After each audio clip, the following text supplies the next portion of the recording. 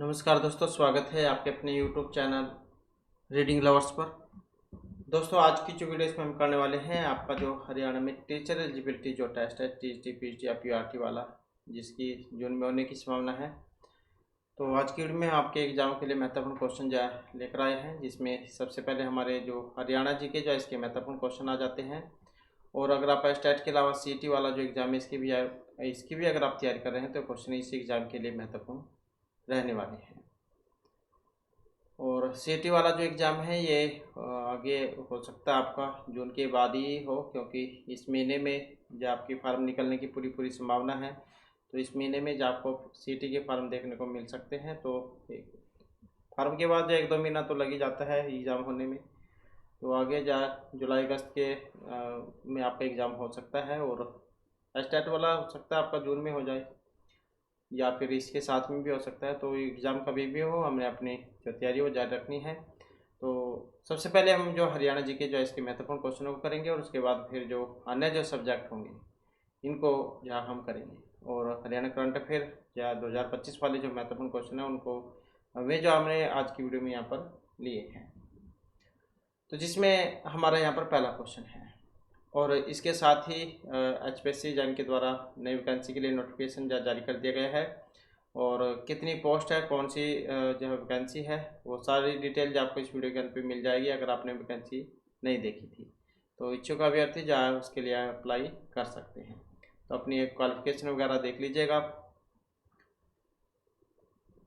तो हमारे यहाँ पर क्वेश्चन है, जल Shakti Abhiyan catch the run 2025 का जो आयोजन है कौन से जिले में हुआ था। तो जल Shakti Abhiyan catch the run 2025 का आयोजन तो कहाँ पर हुआ था, ये पंचकुला में हुआ था। और जो वहाँ पर स्टेडियम है ताऊ देवीलाल स्टेडियम, जो सेक्टर 2 में है पंचकुला में, तो वहाँ पर जाइए शुरू हुआ था Jal Shakti Abhiyan catch the rain. Next question आ जाता है, किस जल संरक्षण योजना की शुरुआत हुई है।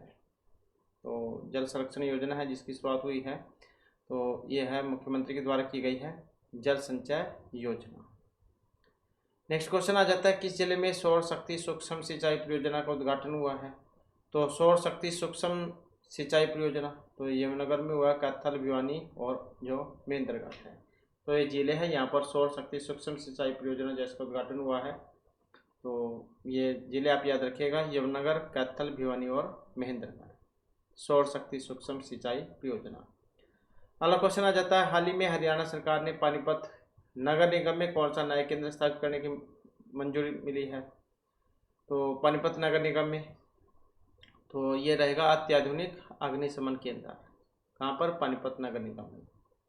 अगला क्वेश्चन आ जाता है, 14 अप्रैल 2025 को डॉक्टर भीमराव अंबेडकर जयंती के उपलक्ष्य में जो यहाँ पर शामिल हुए थे, तो थे भारत के जो प्रधानमंत्री थे नरेंद्र मोदी। और 14 तारीख को ही जो है यहाँ पर जो हिसार एयरपोर्ट जिसका उद्घाटन भी हुआ था, और इनके द्वारा किया गया था, प्रधानमंत्री नरेंद्र मोदी जी के द्वारा। और इसके साथ ही यमुनानगर में जो थर्मल जो है उसका भी उद्घाटन 14 तारीख को किया गया था। इसके बाद क्वेश्चन आ जाता है, हरियाणा आत्मनिर्भर कपड़ा नीति 2022 से 25 की अवधि को कब तक के लिए बढ़ा दिया गया है। तो ये 2026 तक। नेक्स्ट आ जाता है, हरियाणा में सट्टेबाजी व जुआरियों के लिए कौन सा विधेयक पास हुआ है। तो जुआ सट्टा विधेयक 2025, और इसके लिए इसमें जो है 3 से 5 वर्ष तक की जो सज़ा जो है वो रखी गई है। नेक्स्ट आ जाता है, हरियाणा सरकार ने ई अधिगम योजना के अंतर्गत 10वीं और 12वीं के विद्यार्थियों को कौन सी योजना निःशुल्क दी जा रही है। तो ये ई अधिगम योजना जो है इसके अंतर्गत तो ये है स्मार्टफोन, जिसमें जिनको प्रतिमा जो है 5G डाटा जो दिया जाता है।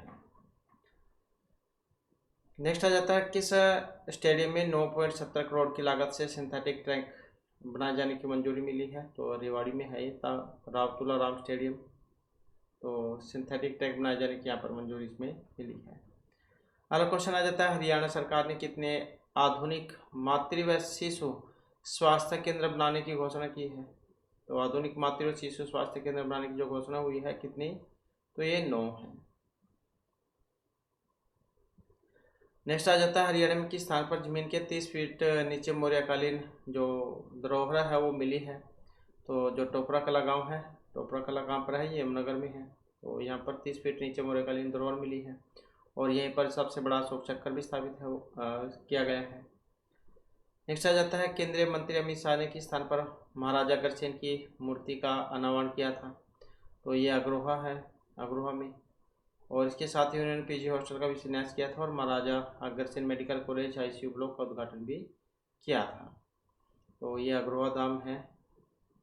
तो महाराजा अग्रसेन जब उनके द्वारा बसाया गया था, ये नाम से भी आप याद रख सकते हैं। नेक्स्ट आ जाता है हरियाणा में साइक्लोथॉन 2.0 की शुरुआत कहाँ से की गई है? तो डेट की बात करें तो 5 अप्रैल और हिसार से 27 अप्रैल को समापन हुआ था सिरसा में साइक्लोथॉन 2.0 की शुरुआत।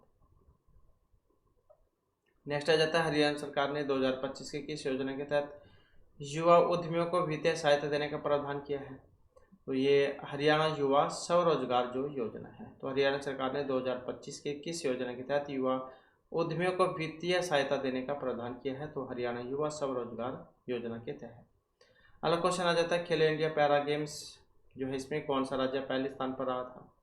तो खेलो इंडिया जो पैरा गेम्स हुए थे, तो इसमें हरियाणा रहा था, जिसने 34 गोल्ड मेडल, 39 सिल्वर और जो 32 ब्रॉन्ज मेडल है ये हासिल किए थे। तो खेलो इंडिया जो गेम्स हुए थे पैरा गेम्स। नेक्स्ट क्वेश्चन आ जाता है हाल ही में हरियाणा सरकार ने बिजली की दरों में कितने % की वृद्धि की है? तो 20 पैसे प्रति यूनिट की। इसके बाद आ जाता है मिशन हरियाणा 2047 जो है, इसका लक्ष्य रखा गया है हरियाणा की जो GSDP है इसको 1 ट्रिलियन अमेरिकी डॉलर तक बढ़ाने का। नेक्स्ट आ जाता है हरियाणा में कितने और नए संस्कृति सीनियर मॉडल स्कूल खोलने की जो मंजूरी मिली है? तो इनकी संख्या कितनी है? 25। नेक्स्ट क्वेश्चन आ जाता है किस जिले को स्वास्थ्य विभाग के द्वारा टीबी मुक्त घोषित किया गया है? तो ये 66 और ग्राम पंचायतों को, जिसके करनाल जो जिला है। तो किस जिले को स्वास्थ्य विभाग के द्वारा टीबी मुक्त घोषित किया गया है? 66 ग्राम पंचायतें, इसके साथ ही जो करनाल जिला है इसको। नेक्स्ट आ जाता है हरियाणा राज्य फिल्म महोत्सव 2025 के जो समापन समारोह है, इसमें किस अभिनेता ने मुख्य अतिथि के रूप में शिरकत की थी? तो राज्य फिल्म महोत्सव 2025 का, तो इसमें थे ये राजकुमार राव। नेक्स्ट आ जाता है किस स्थान पर फिल्म सिटी बनाई गई है? तो बनाई जा रही है, तो कहाँ पर? पिंजौर में। अगला क्वेश्चन आ जाता है किस जिले में अमरूद प्रसंस्करण जो केंद्र है बनाया जाएगा?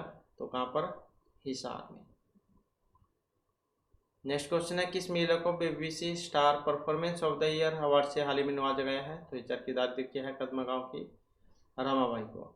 तो BBC star performance of the year award से नवाजा गया है चरखी दादरी की कदमा की रामबाई को। नेक्स्ट आ जाता है हरियाणा सरकार ने कितनी मंडियों में अटल किसान मजदूर कैंटीन शुरू करने की योजना बनाई है? तो कहाँ कितनी? 40। तो मंडियों में अटल किसान मजदूर कैंटीन जो शुरू करने की योजना।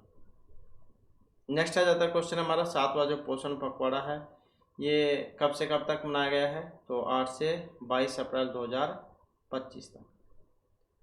नेक्स्ट क्वेश्चन है दुबई में स्थित सराफ ग्रुप ऑफ कंपनीज के चेयरमैन मेजर सराफुद्दीन सराफ किस जिले में लॉजिस्टिक व रियल सेक्टर से जुड़ी तीसरी परियोजना शुरू करने जा रही है? तो ये रेवाड़ी में है। नेक्स्ट है रोहतक में आयोजित फिल्म फेस्टिवल हरियाणा केंद्रीय विश्वविद्यालय की किस डॉक्यूमेंट्री फिल्म को प्रथम स्थान मिला है? तो रोहतक में आयोजित फिल्म फेस्टिवल हरियाणा केंद्रीय विश्वविद्यालय की किस डॉक्यूमेंट्री फिल्म को प्रथम स्थान मिला है? तो हरी बंगा को। नेक्स्ट आ जाता है किस जिले में हेल्थ ATM की शुरुआत की गई है? वेरी वेरी इंपॉर्टेंट क्वेश्चन है। तो हेल्थ ATM की जो शुरुआत है वो रेवाड़ी में हुई है। नेक्स्ट है UIDAI द्वारा किस राज्य को बच्चों के आधार नामांकन में सर्वश्रेष्ठ प्रदर्शन करने वाला जो राज्य है ये बना है? तो UIDAI में बच्चों के आधार नामांकन में सर्वश्रेष्ठ प्रदर्शन करने वाला राज्य है, तो कौन सा बना है? हरियाणा बना है। अगला क्वेश्चन आ जाता है हरियाणा का जो पहला एयरपोर्ट है इसको किस आकार में बनाया गया, जिसका हाल ही में नरेंद्र मोदी ने उद्घाटन किया था? तो ये शंख के आकार का है। 14 तारीख को नरेंद्र मोदी जी इन्होंने उद्घाटन किया था इसका। नेक्स्ट आ जाता है महाराजा अग्रसेन एयरपोर्ट हिसार से पहली फ्लाइट कहाँ के लिए चलाई गई थी? तो ये हिसार से अयोध्या के लिए चलाई थी। अब हिसार से ही अयोध्या, जम्मू, अहमदाबाद, जयपुर, चंडीगढ़ इनके लिए भी हवाई सेवा जो शुरू हो गई है। तो इन सभी को जो ये उद्घाटन जो है ये नरेंद्र मोदी जी इन्होंने किया था 14 तारीख को। तो प्रधानमंत्री हिसार में जो ये महाराजा अग्रसेन हवाई अड्डा है इसका नाम आप याद रखिएगा।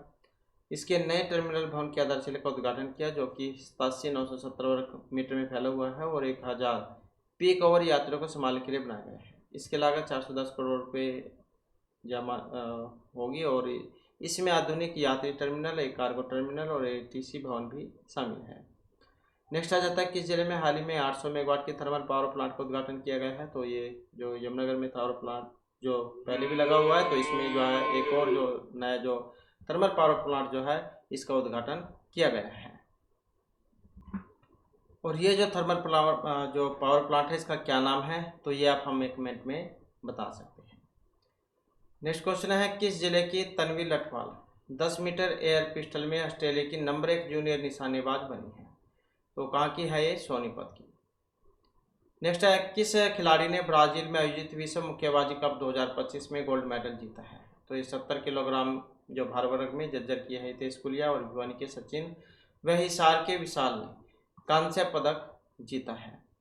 इसके बाद है अर्जेंटीना में आयोजित शूटिंग वर्ल्ड 2025 में किस खिलाड़ी ने गोल्ड मेडल जीता है? तो ये सरुचि फोगाट ने। नेक्स्ट है किस स्थान पर पहली बार बैसाखी उत्सव 2025 का आयोजन किया गया है? तो ये 12 से 13 अप्रैल 2025 और पिंजौर में। इसके बाद किस गांव को केंद्र सरकार के द्वारा पंचायत एडवांसमेंट इंडेक्स टॉप 10 में जगह मिली है? तो पानीपत की है सजौली गांव की जो पंचायत है। नेक्स्ट है किस जिले में 38वीं तीरंदाजी प्रतियोगिता का आयोजन किया गया? तो कहाँ पर? भिवानी में।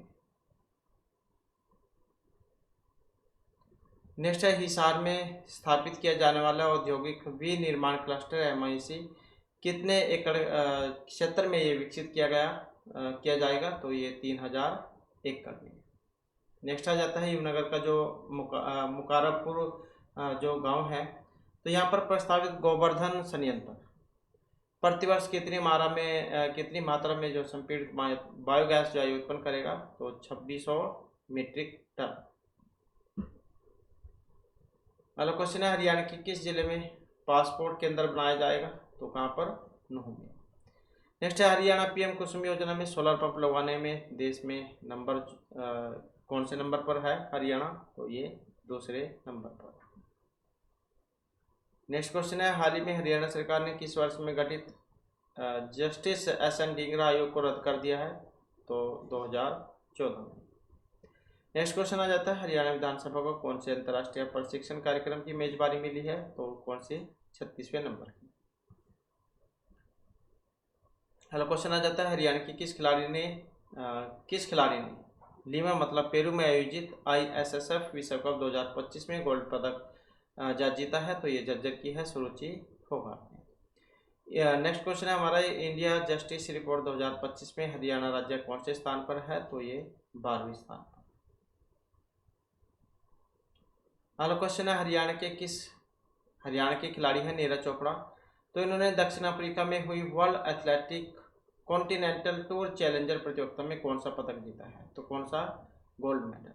इसके बाद हरियाणा के किस व्यक्ति का कृषि संबंधी शोध पत्र अंतर्राष्ट्रीय पत्रिका international journal of retail and distribution management में प्रकाशित हुआ है? तो ये मयंक सैनी व प्रोफेसर जो उबा स्वीता। तो किस व्यक्ति का कृषि संबंधी शोध पत्र अंतर्राष्ट्रीय पत्रिका international journal of retail and distribution management में प्रकाशित हुआ है? मयंक सैनी और जो प्रोफेसर जो उबा स्वीता है इनका। नेक्स्ट क्वेश्चन आ जाता है हरियाणा के किस खिलाड़ी ने एशियन अंडर 18 एथलेटिक चैंपियनशिप 2025 में जो है पदक जीता है? तो ये जज्जर की है हिमांशु। इन्होंने 67.57 जो है इसमें भाला थ्रो फेंकर जो है ये अपने नाम किया है। तो ये एशियन अंडर एथलेटिक चैंपियनशिप थी 2025 वाली। तो जज्जर की है नाम है हिमांशु। तो इतने मीटर भाला फेंका था इन्होंने। नेक्स्ट है हरियाणा से संबंधित किस ऐतिहासिक धर्म ग्रंथ को यूनेस्को ने अपनी मेमोरी ऑफ वर्ल्ड रजिस्टर में शामिल किया है? तो कौन है? श्रीमद् भगवद गीता और नाट्य शास्त्र को। अगला क्वेश्चन आ जाता है हरियाणा के किस जिले में Global Indian Pravasi Kabaddi League GIPKL का आयोजन किया गया? तो कहाँ पर किया गया है? गुरुग्राम। नेक्स्ट है हाल ही में हरियाणा के किस विश्वविद्यालय ने अपनी स्वर्ण जयंती मनाई है? तो जो MDU है इनके द्वारा। नेक्स्ट है हरियाणा के किस जिले में यूनो मीडा प्लांट स्थापित किया गया है? तो कहाँ पर? सोनीपत में। तो ये तो जो हमारे आपके हरियाणा जी के वाले क्वेश्चन थे। इसके बाद फिर हमारे जो आपके इंग्लिश ग्रामर वाले जो महत्वपूर्ण क्वेश्चन जो है ये आ जाते हैं। तो जिसमें हमारा यहाँ पर पहला क्वेश्चन है, identify the correct एंटोनियम्स of the given word. तो यहाँ पर जो आपने इनका विपरीतार्थक जो विलोम उल्टा जो है ये बताना है। जैसे यहाँ पर इनवियस आया है, ये क्या देते हैं? ईर्ष्यालु। तो जब हम इसका उल्टा बनाएंगे तो कौन सा वाला बनेगा? तो जेनरस ये उदार को क्या देते हैं? सस्पेशियस ये संदिग्ध जो होता है उसको क्या देते हैं? मलेशियस ये उसको द्वेषपूर्ण को क्या देते हैं? और अनट्रस्टवर्थी ये अविश्वसनीय जो होता है उसको क्या देते हैं? तो ये जो एनवियस जो है ईर्ष्यालु, इसका जब हम उल्टा बनाएंगे तो कौन सा बनेगा? तो यही हो जाएगा जेनरस उदार, ऑप्शन जो ए में दिया गया है। नेक्स्ट आ जाता है select the most appropriate verb phrase to fill in the blank. They dashed their house for the past 2 months and it is finally started to look fantastic. ये पिछले 2 महीनों से अपना घर देख रहे हैं और ये आखिरकार शानदार दिखने लगा। तो वे रिनोवेटिंग मतलब कि कोई पुरानी चीज़ होती है उसको दोबारा से नया बनाना, नवीनीकरण करना, रेनोवेटिंग। और विल रेनोवेट, हैज़ रिनोवेटेड या हैव बीन रिनोवेटेड। तो कौन से वाला बनेगा यहाँ पर? They their house for the past 2 months। तो क्या हो जाएगा? ऑप्शन जो है यहाँ पर इसका देखें तो डी जाए हो जाएगा। They have been renovating their house for the past 2 months and it is finally starting to look fantastic. तो अपना जो वे पिछले 2 महीने से अपना जो घर है उसको नवीनीकरण कर रहे हैं, मतलब दोबारा से नया कर रहे हैं और आखिरकार वह शानदार दिखने लगा है। नेक्स्ट आ जाता है select the most appropriate option to substitute the underline segment in the given sentence. तो do you know where does she reside? क्या आप जानते हैं कि वह कहाँ रहती है? तो वेयर डज सी रिसाइड्स या where she resides, where she reside या वेयर डू सी रिसाइड। तो कौन से वाला सही बनेगा इसका? अब सही आंसर को देखें तो कौन सा बन सकता है? तो ऑप्शन सी वाला, वेयर सी रिसाइड, वह कहाँ रहती है। तो ये बन सकता है इसका।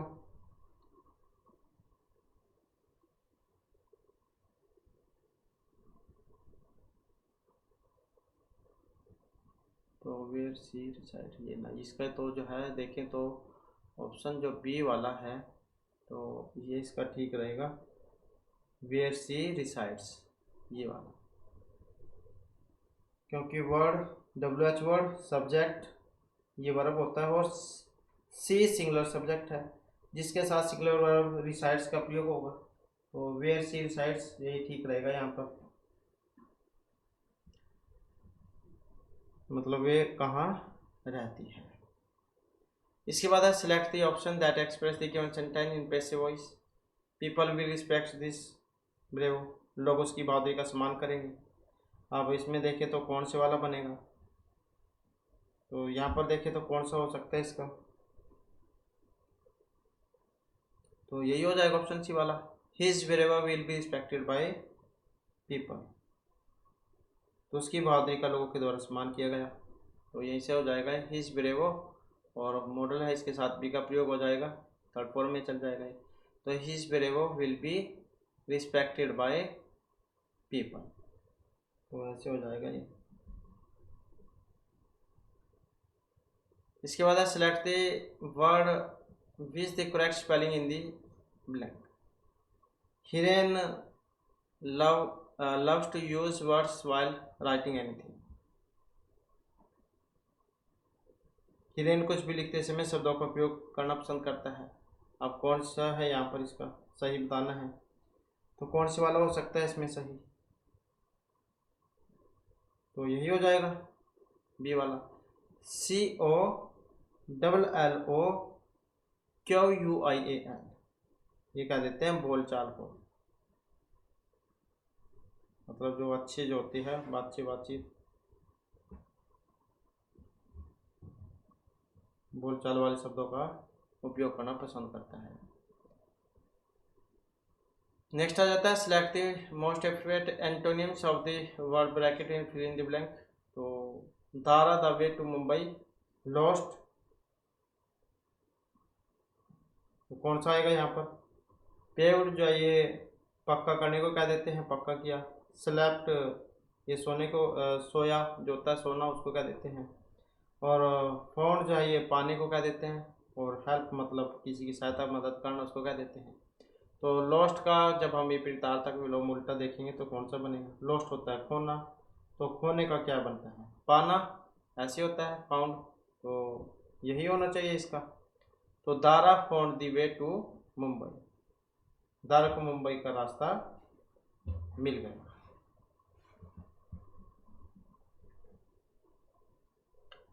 इसके बाद आ जाता है most appropriate synonyms of the given word. तो इसका समानार्थक बताना है। तो जब हम इसका समानार्थक देखेंगे तो कौन सा बनेगा, मेलिफोलियस, ये मधुर जो होता है उसको क्या देते हैं। अब यहाँ पर देखें तो डिस्टिंक्ट ये विशिष्ट जो होता है उसको क्या देते हैं। म्यूजिक का मतलब संगीतपूर्ण, लाउड मतलब तेज, लाउड उसको क्या देते हैं। और कोफोनिस ये कर्ण कटु जो होता है उसको क्या देते हैं। तो इसमें देखें तो या कर्ण कटु मतलब कर्कश जो होता है उसको। अब इसका देखें तो कौन सा बन सकता है, मधुर का, क्योंकि इसका समानार्थक ही बताना है। अब समानार्थक जो है इसका कौन सा हो सकता है, तो यही हो सकता है म्यूजिकल वाला, मधुर मतलब म्यूजिकल संगीतपूर्ण, तो यही हो जाएगा ऑप्शन बी वाला, क्योंकि ये विशिष्ट हो गया, ये तेज आवाज़ होती है उसको क्या देते हैं, और ये कर्कश जो होता है उसको क्या देते हैं, तो ये हो जाएगा इसका। इसके बाद है part of a sentence are given below in jumble order, arrange the parts in the correct order to form a meaningful sentence. तो यहाँ पर क्या ये लाइनें आगे पीछे इनको सही क्रम जो उसके अनुसार लगाना है। अब सही क्रम बताना है इसमें कौन से वाला होगा। तो सही क्रम इसमें अगर हम देखें तो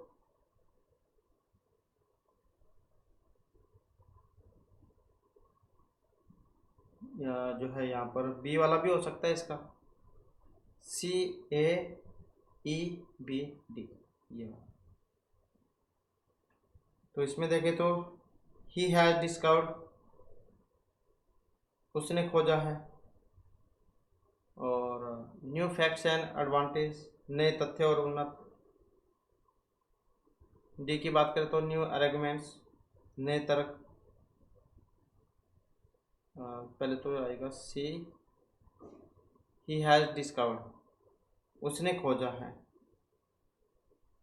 इसका तो अगर देखें पहले सी, ही हैज डिस्कवर्ड, उसने खोजा है।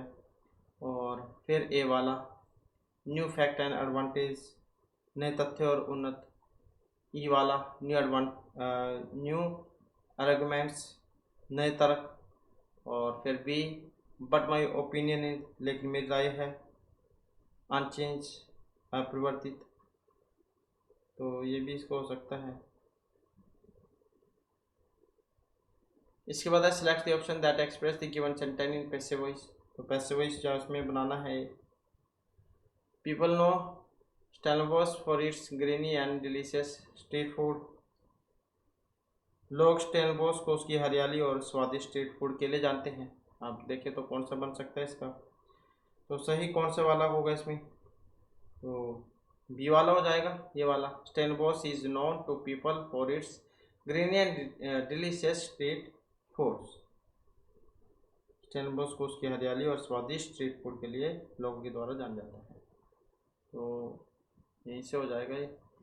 स्टेलबोस इज थर्ड फॉर्म में चल जाएगा, known to people for its greeny and delicious state force. इसके बाद the following sentence has been split in four segment, identify the segment that contains a grammatical error. तो व्याकरण की दृष्टि से एक गलत है, एक वो बताना है इसमें। तो he never talks for anybody, he is alone all day. तो वह कभी किसी से बात नहीं करता, पूरे दिन अकेला रहता है। तो कौन से में है यहाँ पर? अब तो देखिए तो बी वाले में, इसी में ही है, फॉर एनीबॉडी में। क्योंकि यहाँ पर अगर हम देखें तो फॉर एनीबॉडी है, तो इसकी जगह टू होना चाहिए था, to anybody. he never talks to anybody, he is alone all day। Next आ जाता है select the most appropriate synonyms of the underline word in the given sentence. तो यहाँ पर भी समानार्थक ही बताना है। A period of free outdoor play can provide a very necessary respite from the hustle and bustle of the day. तो मुफ्त और भारी खेल की अवधि दिन की भागदौड़ में बहुत आवश्यकता प्रदान करती है। तो ये जो रिस्पाइट जो आया है यहाँ पर, तो इसी का बताना है। अब यहाँ पर प्रोग्रेशन को देखें तो इसका मतलब प्रगति है, और कमेंसमेंट ये शुरुआत को कह देते हैं, ब्रेक मतलब रुकना, विराम जो होता है उसको कह देते हैं, और कंटिन्यूशन ये जो है ये जारी रहना उसको कह देते हैं। तो इसका देखें तो यहाँ पर कौन सा बन सकता है? रिस्पाइट जो है ये क्या मतलब है इसका? विश्राम, विश्राम करना, रुकना, यही है। अब इसी के जैसा बताना था। अब इसी का जैसा कौन सा है यहाँ पर? तो यही है, ब्रेक मतलब रुकना, इसी को कह देते हैं। तो रिस्पाइट मतलब विश्राम, और ब्रेक मतलब विश्राम। इसके बाद select the option that can be used as one word substitute for the given word. वाक्यांश के लिए एक शब्द आ जाते हैं यहाँ पर, मच मोर देन यूजुअल और एक्सेप्टेड, सामान्य या अपेक्षित से बहुत आदि। तो ये जो मॉडर्न चीज़ जो आया है इसका मतलब होता है कटुता। ऑर्डिनेट का मतलब है कोटि, और ये जो सबऑर्डिनेट अधीनस्थ जो होता है उसको कह देते हैं, और एक्सीडिंग जो अत्यधिक जो होता है उसको कह देते हैं। अब इसमें वाक्यांश के लिए एक शब्द है, वो कौन सा बनेगा इसका वाक्यांश के लिए एक शब्द? सामान्य या अपेक्षित से बहुत ज़्यादा। तो एक्सीडिंग कहा जाता है अत्यधिक, जो यहाँ पर ऑप्शन डी जो इसमें दिया गया है। इसके बाद आ जाता है select the most appropriate synonyms of the underline given sentence. तो यहाँ पर भी प्रतार्थक विलोम उल्टा बताना है। Coffee was too hot, it is burnt my tongue. तो कॉफ़ी बहुत ज़्यादा क्या गर्म थी, उसने मेरी जीभ जला दी, ऐसी है। तो स्क्रोचिंग का मतलब क्या? झुलसाना, और फ्रिजिड अत्यंत ठंडा होना, ब्लेमी ये सुखद, और जो ये सुटल जो है मतलब सूक्ष्म। तो हॉट गरम, ठंडा ऐसी होता है। तो कौन सा बनेगा यहाँ पर इसका? यही हो जाएगा, फ्रिज अत्यंत ठंडा होना, गरम ठंडा। फ्रिज से आप याद रख सकते हैं, फ्रिज मतलब ठंडा होता है। इसके बाद select the most appropriate antonyms of the given word. तो यहाँ पर भी इसका विपरीतार्थक विलोम उल्टा बताना है। ट्रिम्फेंट इसका मतलब क्या होता है? विजय होना, विजयी। और ये फ्लोरिशिंग, ये इसका मतलब होता है समृद्ध होना। अनसक्सेसफुल मतलब असफल जो होता है उसको कह देते हैं। जुबिलेंट मतलब जो उल्लासपूर्ण होता है उसको कह देते हैं। टेंडर मतलब कोमल जो होता है उसको कह देते हैं। अब जो ट्रिम्फेंट जो यहाँ पर आया है इसका विजय का मतलब विजय पराजय ऐसे कह देते हैं। जय विजय, पराजय हार पराजय। तो जय विजय, और ये सफलता असफलता। तो मतलब कौन सा हो जाएगा? बी वाला, अनसक्सेसफुल असफलता। तो सफलता असफलता, विजयी असफल। इसके बाद select the option that can be used as one word substitute for the given group of words. तो यहाँ पर भी वाक्यांश के लिए एक शब्द ये है। ए short stay that you make while on a longer generally एक लंबी यात्रा के दौरान आप जो थोड़ी देर का ठहराव करते हैं। तो सागा मतलब गाथा, स्टूप ओवर ये पड़ाव जो होता है उसको क्या देते हैं, रिफ्यूजी मतलब शरणार्थी को क्या देते हैं, टेंट मतलब तंबू है उसको क्या देते हैं। तो ए short stay that you make while on a longer journey. तो एक लंबी यात्रा के दौरान आप जो थोड़ी देर के लिए ठहराव करते हैं तो क्या कहा जाएगा, स्टूपर जो उसको कहा जाएगा स्टॉप ओवर मतलब पढ़ाव, जो यहाँ पर ऑप्शन बी में आया है स्टॉप ओवर। नेक्स्ट आ जाता है select the most appropriate meaning of the given idiom. तो यहाँ पर ये मुहावरे लोकोक्तियाँ हैं। तो क्रेचर ऑफ हैबिट आदत का गुलाम होना। तो ए मीन पर्सन मतलब एक मतलबी व्यक्ति, ए बैड हैबिट बुरी आदत, ए फेथफुल डॉग एक वफादार कुत्ता, और one who does same things in the same वह जो एक ही काम को एक ही तरीके से करता हो। तो क्रेचर ऑफ हैबिट, हैबिट मतलब किसी की आदत होती है, आदत का गुलाम होना। तो इसका देखें तो यही बन जाएगा one who does same thing in same way, वह जो एक ही काम को एक ही तरीके से करता हो, मतलब उसकी तो आदत है वैसे ही करना। इसके बाद है select the most appropriate option to substitute the underline segment in the given sentence. एक computer can not function without its motherboard. तो ऐसी है, एक कंप्यूटर मदरबोर्ड के बिना काम नहीं कर सकता। तो कौन सा आएगा यहाँ पर, अब यहाँ पर देखें तो कौन सा हो सकता है इसमें, तो यही हो जाएगा ऑप्शन ए वाला इट्स। जैसे होगा यहाँ पर कॉमन नहीं आएगा, इसमें इट्स होगा, मतलब इसका एक computer can not function without it's motherboard, तो इसके मदरबोर्ड के बिना।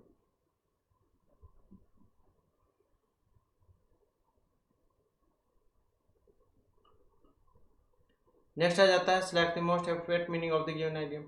तो यहाँ पर भी दोबारा से वही है मुहावरे लोकोक्ति। हिट द रूफ का मतलब क्या होता है, गुस्से से आग में बोला होना। टू डिस्ट्रैक्ट बिल्डिंग मतलब एक इमारत को नष्ट करना। टू बिकम वेरी एंग्री बहुत ज़्यादा गुस्सा होना, बहुत गुस्सा होना। टू जंप हाई ऊंचा कूदना। टू प्ले जॉयफुली खुशी से खेलना। तो हिट द रूफ का मतलब क्या होता है, हिट द रूफ का मतलब होता है गुस्से से आग बबूला होना। तो जो कहा गया है टू बिकम वेरी एंग्री को, जो ऑप्शन बी में यहाँ पर दिया गया है। इसके बाद है select the option that can be used as one word substitute for the given group of words. तो यहाँ पर दोबारा से वाक्यांश के लिए एक शब्द है हैविंग अनलिमिटेड पावर, जिसके पास असीमित शक्ति होती है। तो उसको ओमनीपोटेंट मतलब सर्वशक्तिमान, ओमनी प्रेजेंट सर्वव्यापक हो मतलब सब जगह है, ओमनिस्केंट सर्वज्ञ, और ओमनी नर्वस ओमनीवोरस ये सर्व आहारी। अब हैविंग अनलिमिटेड पावर जिसके पास असीमित शक्ति हो तो उसको कहा जाएगा सर्वशक्तिमान, ओमनीपोटेंट। नेक्स्ट है select the incorrectly spelled word in given sentence. Economics begin with growth and removal of poverty as its grand theme.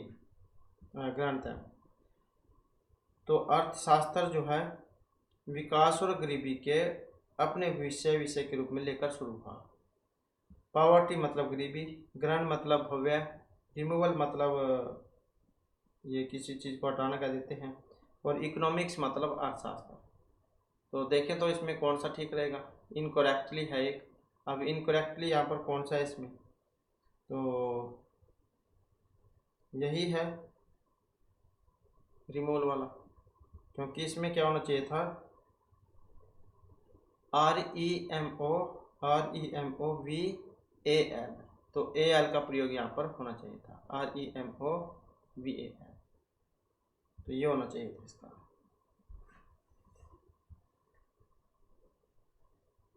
और इसके बाद में फिर हमारे आपके जो मैथ रीजनिंग वाले जो क्वेश्चन ये आ जाते हैं। अब इसमें देखें तो इसको क्या आपने सरल करना है, और जब हम इसे सरल करेंगे तो कौन सा बनेगा इसका, ये वाला हो जाएगा 579/900। इसके बाद अब उस वेन आरेख का चयन करें जो वर्गों के दिए गए समूह के बीच के संबंध को सर्वोत्तम ढंग से निरूपित करता है, जैसे रक्त, कंकाल और हड्डियां। अब इसमें अगर हम देखें तो जो कंकाल है, कंकाल हड्डियां एक हैं और रक्त ये अलग होता है। तो कंकाल और हड्डियां एक ही बात है, इसी के अंदर आ जाती है, और रक्त खून वो अलग हो गया, तो यही हो जाएगा इसका। नेक्स्ट आ जाता है ए और बी एक साथ मिलकर किसी काम को 10 दिन में पूरा कर सकते हैं। सी अकेले उसी कार्य को 14 दिन में पूरा कर सकता है। यदि ए बी सी एक साथ मिलकर काम करते हैं तो उन्हें उस कार्य के 3/5 भाग को करने में कितना टाइम लगेगा, तो कितना समय लगेगा उसे। तो यहाँ पर क्या है, ए और बी का एक दिन का काम हो जाएगा, कितना है 1/10 हो जाएगा, 1/10।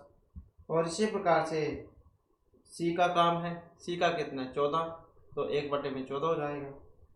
अब ए बी सी का तीनों का एक दिन का काम हो जाएगा, 1/10 और 14, इसका एलसीएम ले लेंगे तो यह आ जाएगा 7 और 5/70, तो कितना आ जाएगा 12/70, कितना आ जाएगा 6/35, और 3/5 भाग काम करने में लगे समय, फिर कितना हो जाएगा 35/6 गुणा में 3/5, कितना आएगा 7/2, ऐसे हो जाएगा 2, 5 7 35, 7/2।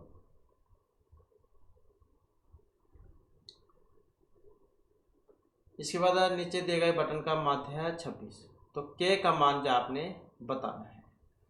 अब मान बताना है यहाँ पर इसका, तो कितना हो सकता है इसका मान, तो के का मान जो है यहाँ पर निकल के आएगा इसमें 4। नेक्स्ट है निम्नलिखित व्यंजक का मान ज्ञात कीजिए, तो यहाँ पर भी जो इसका मान जो है वो बताना है। इसका मान देख सकते हैं कितना होगा,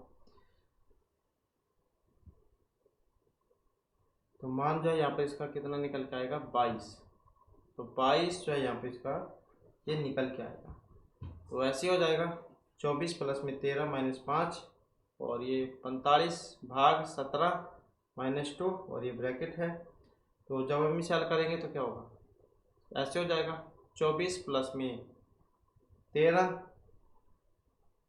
- में 5, और क्योंकि हमने ब्रैकेट खोलनी होगी तो ये हो जाएगा आपका ब्रैकेट 45, और भाग इसमें से पहले कम कर लेंगे तो 15 आ जाएगा, ये 15। उसके बाद फिर 24 + में 13 और माइनस में, अभी 15 × 45 ऐसे होता है 5, और 15 × 45 3 आ जाएगा, तो फिर इसको हल कर लेंगे आगे दोबारा से, तो ये आ जाएगा 24 + में 13 - 5 ये 15, दोबारा से हो जाएगा ये। अब कितना आएगा यहाँ पर, अब 24 और 13 37 हो जाएंगे, 37 - में 15, तो कितना आ जाएगा 22, ऐसे आएगा।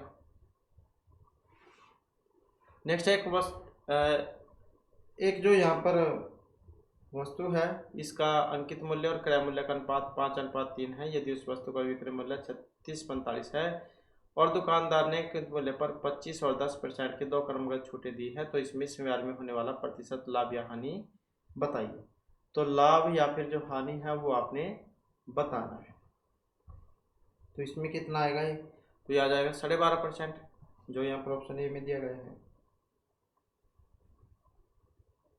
नेक्स्ट है इनमें से भारत सरकार का पहला विधि अधिकारी जब बनाया गया था, अटॉर्नी जनरल, भारत के मुख्य न्यायाधीश, उच्चतम न्यायालय के वरिष्ठ अधिवक्ता या सॉलिसिटर जनरल कौन होते हैं?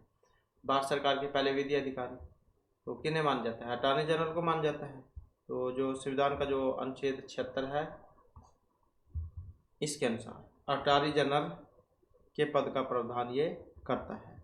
ऐसा कोई भी व्यक्ति जो सुप्रीम कोर्ट का न्यायाधीश बनने की योग्यता रखता हो अटॉर्नी जनरल के पद के लिए योग्य होगा, और राष्ट्रपति के प्रसाद पर्यंत तक वह पद धारण करेगा जब तक राष्ट्रपति खुश हैं। नेक्स्ट है एम.एस. स्वामीनाथन भारत में हुई इनमें से किस आर्थिक क्रांति के से संबंध रखते हैं? तो श्वेत, गुलाबी, हरित या पीली क्रांति के लिए। तो कौन सी क्रांति के लिए जाना जाता था इन्हें? हरित क्रांति के लिए। और नीली क्रांति का संबंध, तो नीली का संबंध था अरुण कृष्णन से। और श्वेत क्रांति का वर्गीज कुरियन से। सिल्वर क्रांति का था इंदिरा गांधी से। तो एम एस स्वामीनाथन हरित क्रांति से संबंधित है। इसके बाद है दिए गए पैटर्न का ध्यानपूर्वक अध्ययन करें और संख्या का चयन करें जो इनमें क्वेश्चन मार्क के स्थान पर आ सकती है। तो यहाँ पर देख सकते हैं कौन सी वाली आ सकती है। तो इसमें देखें तो कौन सी होगी। तो यहाँ पर अगर हम देखें तो जो है इसमें जैसे, तो इसमें क्या है, जैसे ये वाली है इसी से लगा दो। अब कौन सी है, कौन सी त्रिभुज है, तो 1 2 3 4 और 5 पंचभुज है। 1 2 3 4 तो वर्ग है 4 और इसमें 1 जोड़ा गया है तो तब हुआ 21। 1 2 3 4 5 6 1 2 3 4 24 और 1 25। 1 2 3 1 2 3 4 5 और 1 16। तो इसी प्रकार से 1 2 3 4 1 2 3 4 3 12 और 1 13। तो ये हो जाएगा इसमें यहाँ पर 13।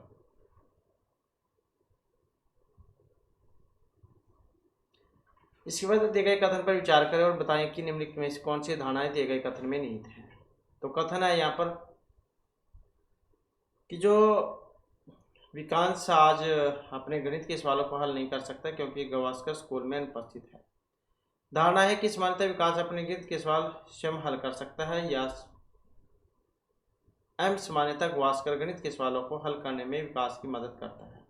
तो कौन सी वाली बात इसमें ठीक हो सकती है, इस आधार पर देखें तो कौन सी होनी चाहिए यहाँ पर, तो यही होनी चाहिए। केवल धारणा जो एम है वही इसमें ठीक है क्योंकि ये विकास अपने सवाल हल नहीं कर सकता तो इसका मतलब है इसके हाल जो सवाल जो है ये हल करवाता है। तो यही बात ठीक है क्योंकि जो अपने आप तो कर नहीं सकता। इसके बाद है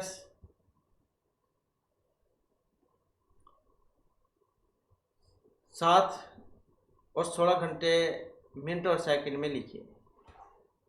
तो कैसे लिखे जाएंगे,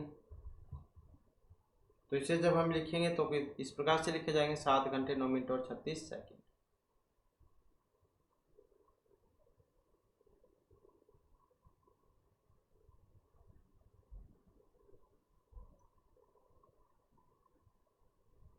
नेक्स्ट है दिए गए पैटर्न को ध्यानपूर्वक अध्ययन करें और दिए गए विकल्प में से उस संख्या का चयन करें जो क्वेश्चन मार्क के स्थान पर आ सकती है। तो इसमें देखें तो इसमें कैसे बना है 4 2 और 9 और इस प्रकार से बनेगा यहाँ पर। इसमें अगर हम देखें तो इनको अगर हम जोड़ते हैं 9 2 11 और 4 15, 15 को और 15/3 तो अब जाके आता है 6 17 और 6 23 24। 24 को भी अगर हम 3 से करें 3 8 24 तब आता है। ऐसे ही 9 4 13 और 5 18, 18 को भी 3 से करें 3 6 18 तब आ जाता है 6। तो इस प्रकार से हो सकता है ये यहाँ पर ऑप्शन 3। इसके बाद रजत क्रांति का संबंध इनमें से किससे था, अंडे से, दूध, धातु, कृषि से। तो रजत क्रांति का जो संबंध है ये किससे है, तो अंडे से माना गया है। पीली क्रांति का किससे था, तेल से था, खाद्य तेल से। नीली का किससे था, मत्स्य से। श्वेत का दूध से और हरित का खाद्यान्न से। इसके बाद स्वतंत्र भारत के प्रथम विदेश मंत्री कौन थे, बलदेव वी गिरी, जवाहरलाल नेहरू, डॉक्टर सर्वपल्ली राधाकृष्णन। तो विदेश मंत्री, और विदेश मंत्री की बात करें तो कौन थे यहाँ पर, तो ये थे पंडित जवाहरलाल नेहरू। डॉक्टर ये सर्वपल्ली राधाकृष्णन भारत के पहले उपराष्ट्रपति थे। और सरदार बलदेव सिंह ये स्वतंत्र भारत के प्रथम रक्षा मंत्री थे। और डॉक्टर राजेंद्र प्रसाद भारत के पहले राष्ट्रपति थे। इसके बाद यदि ए का मान बी से 70% अधिक है तो बी का मान कितने परसेंट कम है, तो कितने होगा ये, तो ऑप्शन 2 वाला हो जाएगा इसमें 41 से 3/17। तो इसमें क्या है, ए 70% और बी का मान ए से कम है, तो क्या हो जाएगा, ऐसे हो जाएगा ए बटे में 100 प्लस में ए गुणा में 100, तो कितना हो जाएगा 70 बटे में 170 और गुणा में 100, तो कितना आ जाएगा 41 3/17%।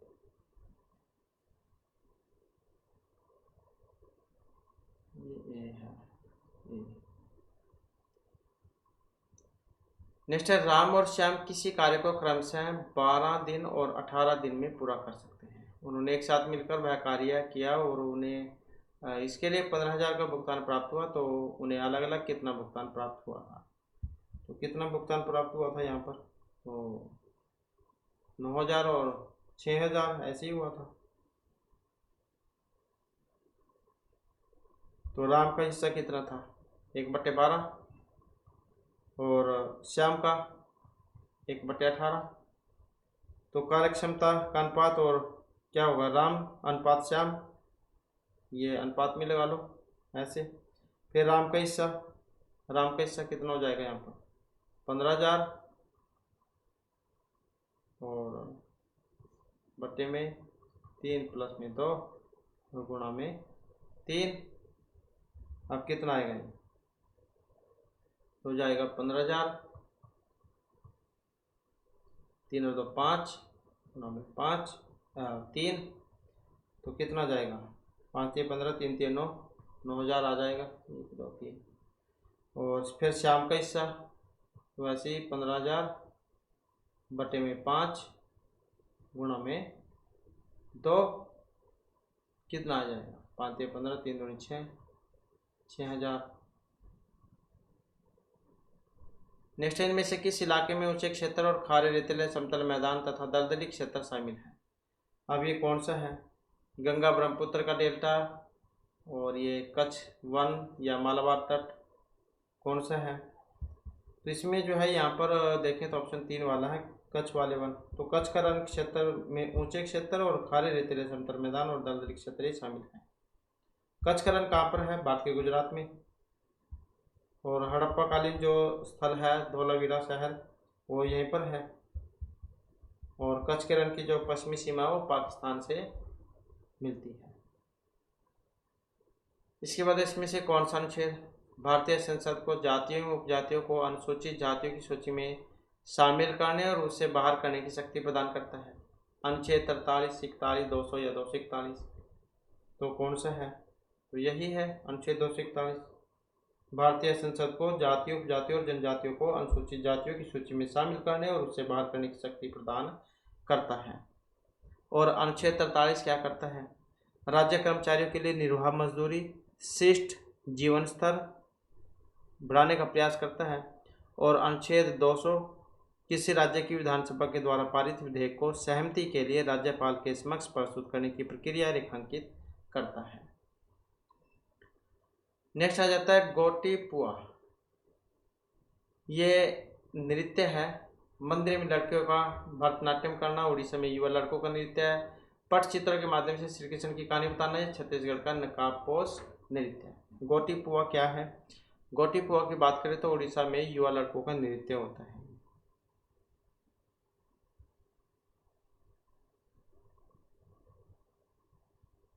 इसके अलावा घूमरा छऊ चैती घोड़ा ये उड़ीसा के कुछ प्रमुख लोक नृत्य हैं। इसके बाद इनमें से किस अंतर्ग्रहीय अंतरिक्ष यान ने वर्ष 2011 में पृथ्वी से यात्रा शुरू की और जुलाई 2016 में बृहस्पति ग्रह पर पहुंचा था, तो कौन सा था, तो ये था जूनो। नेक्स्ट है द्रव में घर्षण की जो श्यानता उसको कहा जाता है, अब उसे क्या कहा जाएगा, कठोरता, श्यानता, विकृति, तो क्या कहा जाएगा उसे? तो इसमें देखें तो यहाँ पर ऑप्शन Z2 वाला हो जाएगा इसमें, मतलब श्यानता जो है उसको कहा जाता है, ये वाला श्यानता, तो ये कहा जाता है उसको। इसके बाद है इनमें से किस राज्य को अनुच्छेद 371 ए के तहत विशेष दर्जा प्रदान किया गया था? तो कौन सा था ये? तो ये नागालैंड है, नागालैंड, नागालैंड। नेक्स्ट इनमें से कौन सी भारत और चीन के मध्य स्थित 3 व्यापारिक जांच चौकियों में शामिल नहीं है? तो कौन सी है? तो इसमें देखें तो ये जो खैबर दर्रा है, ये वाला खैबर दर्रा जो भारत और चीन के मध्य स्थित 3 व्यापारिक जांच चौकियों में शामिल नहीं है। लिपुलेख, ये जो है लिपुलेख दर्रा, ये कहाँ पर है? उत्तराखंड में है। और नाथुला दर्रा ये सिक्किम में है। और शिव की लला दर्रा ये हिमाचल प्रदेश में है। तो भारत और चीन के मध्य में खैबर दर्रा, यही सही आंसर रहेगा हमारा।